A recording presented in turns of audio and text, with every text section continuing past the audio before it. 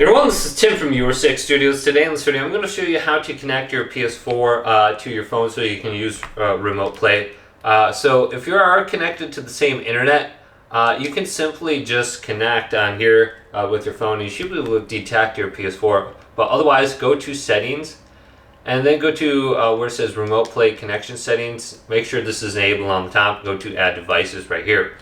Now it says on Android device, go to the PS Remote Play app and enter in the following code.